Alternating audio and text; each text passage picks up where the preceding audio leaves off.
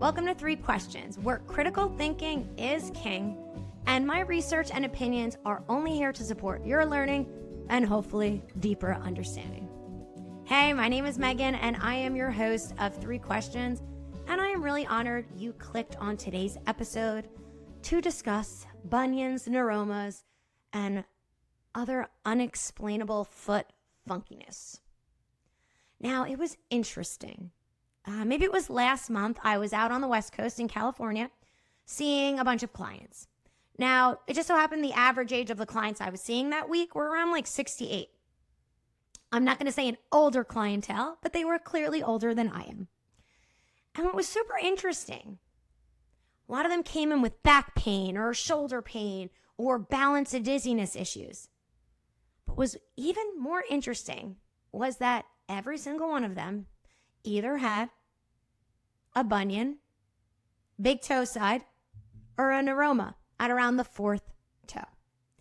Now, I am not going to go into a deep explanation about what these things are. I want to ask you 3 questions to help guide you on what you can be doing differently to either prevent a bunion and neuroma, or maybe you already have one, and this can kind of help guide you on next steps. Now, there is no debate that the feet are connected to our body. Yes? I mean, hopefully. But what's interesting about the feet is oftentimes we can get very laser focused on the foot problem. And when we see a bunion, we say, oh, there's a mobility issue in the foot. Yes. And what's going on in the rest of the body? So today's 3 questions are going to be the following. Question 1, what are your feet doing when you move your hip joint? And vice versa, what are your hips doing when you move your feet? Question 2, are you blaming genetics or your shoes? And question 3, are you a sneaky mover or hypermobile? As I believe these 3 questions are going to really help guide you on what's next, where should I start, what should I do, or are my feet a lost cause? Now, let me address the last one first. No, you're not a lost cause. I don't care how bad your bunion is. We can work with that. Can I fix your bunion per se?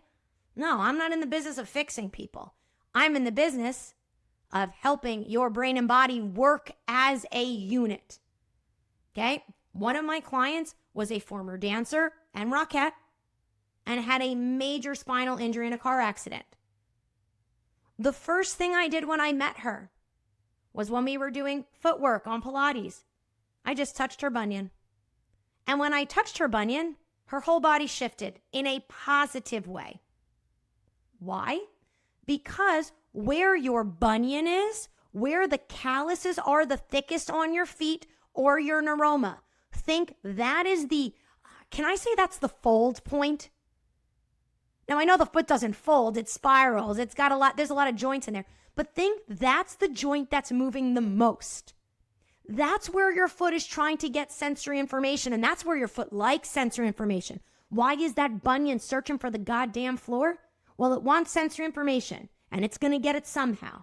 And if your foot, ankle, knee, hip, shoulder can't help with that spiral, it's going to get there itself. Okay? Same thing with I see a neuroma. People with neuromas, I'll never forget my husband. Oh, he cracks me up so much. We went for a walk, and he's like, oh, man, I got a rock in my shoe. And I'm like, all right, well, get the rock out of your shoe. Then he's like, damn, I still have the rock in the shoe. And I'm thinking, oh, shit, he has an neuroma. Oh. And what I'm thinking is you need to be patient, you need to listen, and you need to not be a bitch, Meghann. Now, why I said that to myself is no, I'm not very patient with my husband when we're doing exercises. If I talk to clients the way I talk to him when we're doing exercise, I wouldn't have a job. Okay? One time I actually said to him, people pay a lot of money to hear what I'm saying about their movement. And he goes, well, go talk to them. And it pissed me off, but it made me laugh at the same time. Now, why I'm not so patient with him is we learn very different, number 1. Okay? I'm going to do a whole episode on learning styles So I'm not going to get to that on this episode. But he also asked me at 9 p.m. at night when we're like getting into bed, or I finally sit down on the couch to work on his foot. Not the time to ask, but that's a whole nother conversation. So let's get back to what I mean about the fold points, okay? So if the foot is searching for sensory input, the foot needs sensory input, okay? It's got to connect with the ground. So there has been some theories about, hey, pad, if you have a bunion under your big toe, pad under the fourth toe, fourth and fifth, to help that foot spiral more. And I did that with clients for a while, and it worked, sort of. But what I do now, I'm going to tell you a little trick.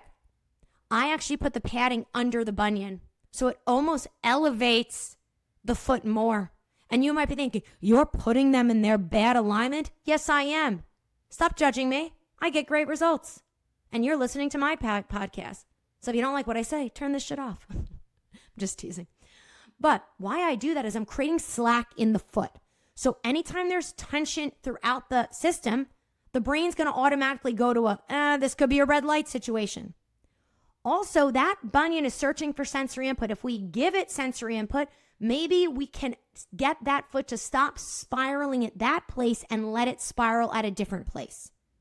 So let's go back to question 1.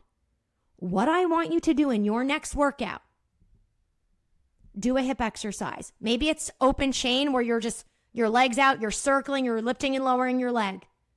I want you to record yourself on your phone. I just want you to do the leg exercise. And I want you to go back and watch the video and notice what your foot is doing. Is the joint angle changing? So if you're watching me on YouTube, you can see my arms out. If you're not, listen up. I've got my arm out and I've got a hair tie around my wrist. I'm just going to move at my wrist kind of down towards my thumb. Okay, so my wrist is now bent as if that was the ankle. Does your foot drop down when you move your hip? Does it move up? Or does it move constantly when you're moving your hip? What that is telling me is you cannot stabilize your foot in an open chain environment and isolate your hip. Now, this is critical because when we walk and we step through and take our foot off the ground, it's open chain. We do have a shoe on normally. So the difference between a shoe and the floor is we can move the shoe. We can't change the floor. Okay? But what I do is I make open chain environments similar to closed chained. Meaning, so if a client is wearing a shoe, I would have you do that same hip exercise with a shoe on. And I would say, hey, do you feel your foot moving around in your shoe? And often they're like, yeah. Or where do you feel your foot touching your shoe the most? And they'll say, I don't know, my pinky toe. I'm like, all right, maintain the pressure between your pinky toe and your shoe as you do the hip circle. So I gave them a specific sensory cue to keep the foot in the same position in the shoe. I'm hoping that sensory information helps stabilize the foot more. Or I think of that game of operation. Don't let the foot wobble around within the shoe. Keep it in the same place. Okay? So your homework right now is notice what happens to your foot in an open chain environment when you move your hip joint. Also check out a closed chain environment. Now, the foot should kind of collapse a little bit. The foot needs to absorb weight. It shouldn't be stiff. Okay? We do want stiffness in the plantar fascia when we're in push-up. That's when we lift our heel. But let's not get into foot mechanics right now. Okay? Let's just think, what happens to your foot when maybe you're doing a leg press or maybe you're doing a squat. Get out your camera. Don't look at your feet. Record your feet while you're doing your squat. Notice what they do. Do they roll out? Do they roll in? Now, I want you to pick one of those ranges. If they roll out, go to where they roll out and see if you can go in the opposite direction. Say they roll out when you go down. See if you can keep them rolled out as you stand up. Please understand, I am not saying that it is wrong to move your foot and ankle. Gabish? What I'm asking your brain to do is, can you straighten your damn knees and extend your hips without mobilizing that specific spot on your foot? Can we do it differently? My goal is I am trying to, based off that proprioception, based off that sensory cue, I want your cerebellum to get that unconscious proprioception and say, based off this proprioceptive map, can I do this movement differently? Can I change the motor map? Can I check for errors? Was I able to do that? Okay? So just those assessments are telling us right now, are your feet able to stabilize when you move just your hip? And can your hip stabilize when you're just, oh, we didn't do that part yet. Hold on. In closed and open chain. I got ahead of myself. This is important because we want your brain to differentiate between the two. They're next to each other in the brain map. So I don't want you to always have to do something specific with your hips when you move your feet and vice versa. Now, the other thing is when you're moving your foot, sit right now, put your right foot on the ground. And I want you to just take your right hand, make an L, touch the top of your pelvis. Like, when we say hands on hips, touch the top of your pelvis with your thumb and reach your pointer finger to your femur bone on the right side. Just touch them. Don't do anything with that information. And I want you to roll your foot out to the side, like you're just tilting your heel, like a subtalar roll. Does the distance between your fingers change? Can you do that again without the pressure of the distance between your fingers changing? So what I'm using my fingers is just proprioceptive information. I'm crossing the hip joint because I want to see, is my hip mobilizing when I am trying to isolate a part of my foot? Again, it is not wrong for your hip to move when your subtalar moves, but I need them to move independently so my brain knows how much mobility we actually have at the subtalar. And at the end of the day, guys, your foot hits the ground differently with every single step you take, right? Like nobody takes a freaking perfect step. And if you think you're fooling yourself. But that's okay. I like your confidence in your gait. But what I want to happen is no matter how your foot touches the ground, I want your hips and the rest of your body to respond appropriately. I'll never forget, I was actually moving Pilates equipment into my new studio. This big guy, he was like, "You can lift that?" I was like, "Yeah." It's one of my most proudest things. I impressed my father-in-law because I could lift a whole toilet. It's the little things in life. But anyway, I rolled my ankle so bad, I tripped over my dog's dog bed and my right ankle literally rolled. And he's like, "Oh my God, are you okay?" I'm like, "Yeah, I'm fine." And he was like, "That didn't hurt?" I was like, "No, I train that shit." I train my foot in all weird positions. So yeah, I do Pilates footwork with my foot completely rolled to the side in a sprained ankle position because I want my hips and body to respond. I want my brain to know it's safe to move there. So if that happens fast, I won't sprain my ankle. And please understand that I call myself AANC. AANC body type. My husband is ACNA. I am all ass, no calves. My husband is all calves, no ass. Which one are you? So for me, all those gluteal, I really propel myself forward with my glutes. Yeah. So because of that, I used to sprain my ankles a lot. I have really small calves and legs, pretty thin legs for the size of my ass. Okay. It's a Koppele thing. My dad's the same way. He doesn't have a big butt, but he still always sprains his ankles. His foot looks like it's literally on backwards. It makes me crazy. I told my dad, do not tell people you're my dad. I can't have you walking around with that foot. But he refuses to do anything about it. So that's another story. But anyway, I train those things. So I'm looking at, based off my foot position, can I maintain that position and move my hips? Vice versa. Can I maintain this position and move my foot? That's your homework. I want you to do it. And then I want you to see what happens to your feet when you move your arms. Move your head. I want you to notice what happens to your feet, everything you're doing. Okay? Which leads me to question 2. Oh my God, everybody loves to blame genetics. Well, my mother and my mother's mother and my mother's mother's mother all had bunions. All right. Now, I'm going to use my dad for an example. If there was 20 men lined up, you would know which one was my dad. Number one, we look alike, which don't you love? People are like, "Oh my God, you look just like your dad." I'm like, "Oh my God, I love when people tell me I look like a 73-year-old man." But I do. And my comeback, I worked for my dad for a short period of time, and all the women were like, "Oh my God, you look just like your father." And I'm like, "I know, but I shave." because my dad always had a beard and a mustache, which they thought was hysterical. Anyway, yes, genetics play a part. I have wide hips. When I was 14 and I finally got my period and hit puberty, my mom had to take in my jeans because I had so wide in the hips, but my legs were thin. And I said, Mom, I hate my body. And she was like, why? You're Irish. You were born to make babies. And I was like, but I don't want to make babies. And she wasn't like insinuating I need to make babies, but she's like, look at me. Look at my sisters. And I hate to break it to you. Your dad's mother had big hips too, Meghann. You're doomed. Now, this was all before J-Lo and Kim Kardashian was around. So in high school, I was very self-conscious about my body. But anyway, yeah, so I've got genetics. I've got my dad's chicken legs. I also have my dad's mannerisms because guess what? We mimic the people around. I walk, I talk, I move just like my dad. When we talk to you, we hit you in the arm. Why? Because we want you to pay attention. We got something funny to say. Listen up. It makes my husband crazy. I didn't realize I did it until I watched my dad do it.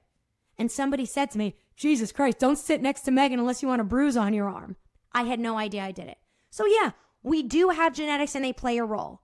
But I do foot to hip, these specific exercises, because based off my body and how I move through the world, I can change those because there's this thing called neuroplasticity. I am never not going to have wide hips or a big butt. But pun intended, I can teach my glutes how to respond better. I can teach my feet how to respond to those glutes. I can remap my ankles in response. And shoes. Yeah, you might have wore high heels or wore stiff shoes. Stop making excuses. I'm sorry. I know that was really mean. Make as many excuses as you want. And when you're ready to take it on, let me know. All right? Because trust me, I am the queen of complaining. Now, shoes are interesting. The shoes we choose to wear are actually the areas our feet like to mobilize the most.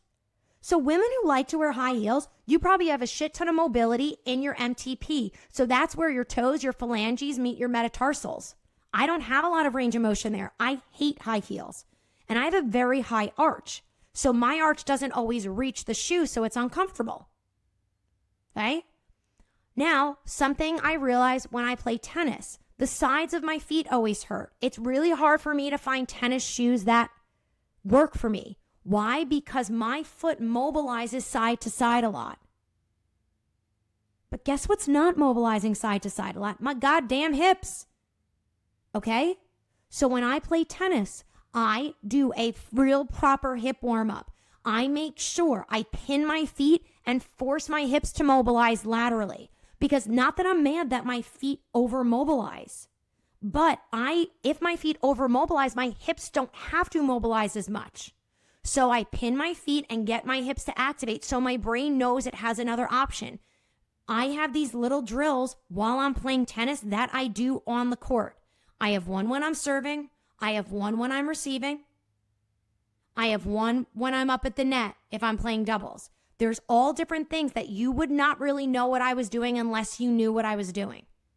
And if I don't do those, the side of my foot, my pinky toe, kills me.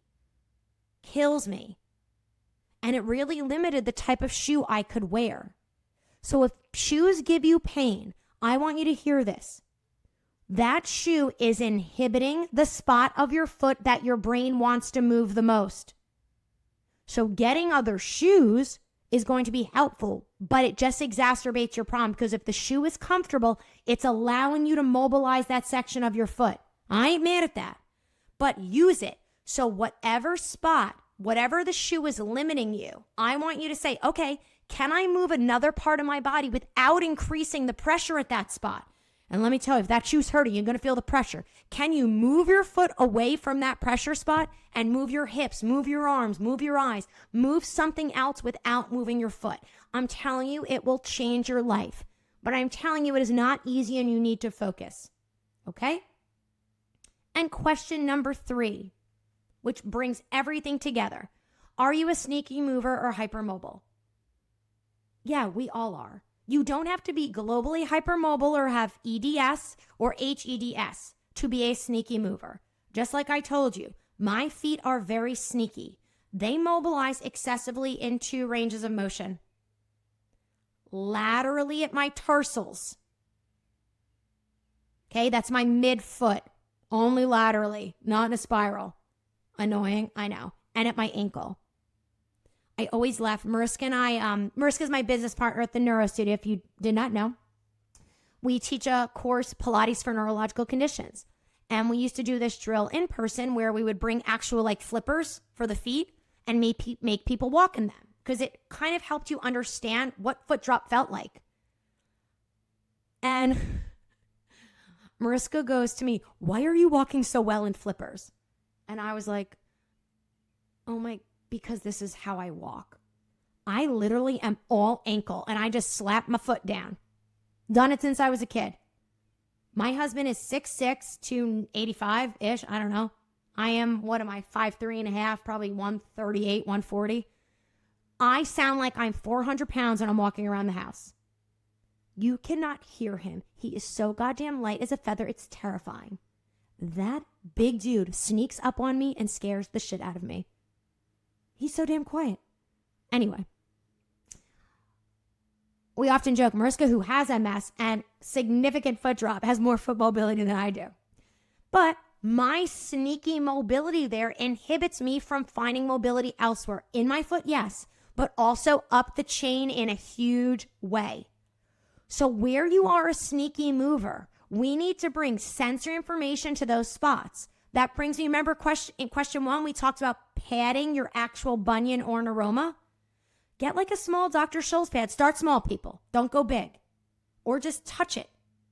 Let the foot, instead of forcing the foot spiral, let it go to where it actually feels good. Support that bunion, see what happens. Give those areas that we over-mobilize in a sneaky way sensory input. Don't say shit. Just see how the body responds. Then we can work from there. Also, bad news, friends. You could be over-mobilizing your spine. Or if you have scoliosis, your spine could really affect how your 4 quadrants, your shoulder joints, your shoulder girdle, and your hips move, which is going to globally affect your feet. The episode right before this is about scoliosis. So if you've got some spinal deviations or any spinal funk, go back and listen to that episode. I think it'd be very helpful, even if you don't have scoliosis. Again, how do we bring sensory awareness to the spine? Guys, not with huge things like foam rollers and spine fitters and stuff like that, because it doesn't just touch your spine, it touches the soft tissue. Start using your hands, kinesio tape. Right now, touch your lumbar spine and move your body around. Tuck your tail, arch it, shift side to side. See which part of your spine feels like it's leading the movement, and notice what part of your spine is following or being dragged along.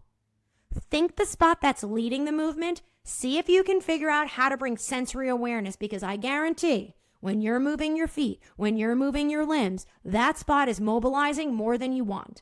And we need our spine to stabilize when we're moving our limbs in a big way. Now, there's going to be mobility in our spine in the gait cycle. Okay? However, we don't want you just to mobilize from one goddamn segment.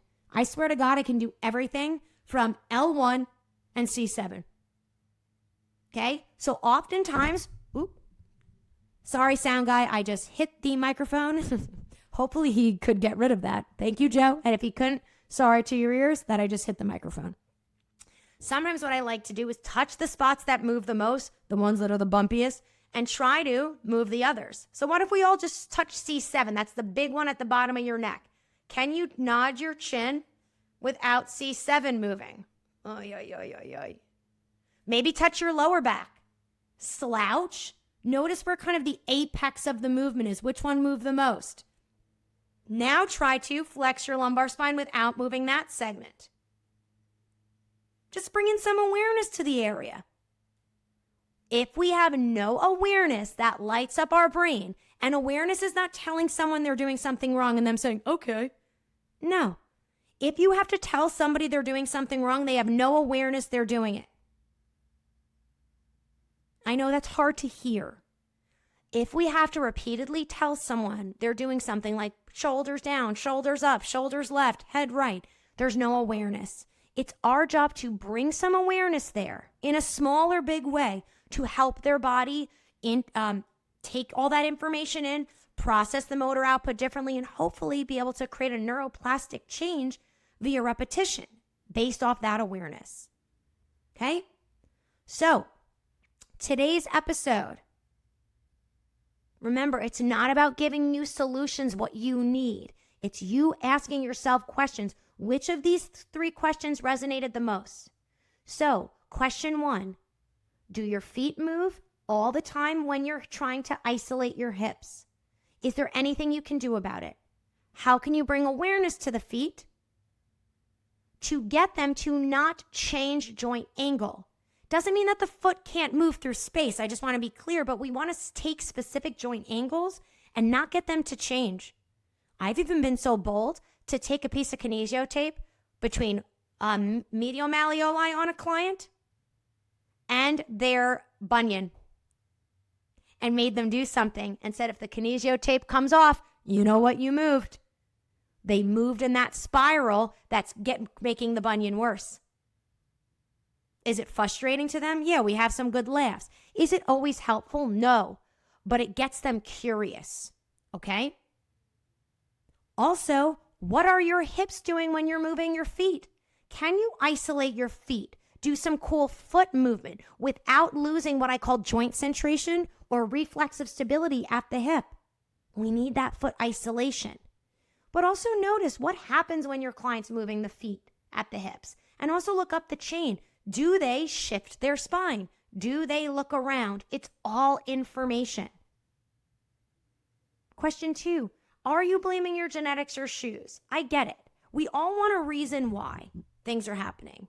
There's no reason why things are happening. There's a million reasons why things are happening.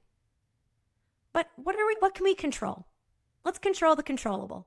I can't control my genetics. Okay? I got them. But I can control what I do with those genetics. I can control bringing awareness to the areas of my body that I am a sneaky little bitch and move too much, which brings us to question 3, so that my body can execute the movement without that sneaky movement.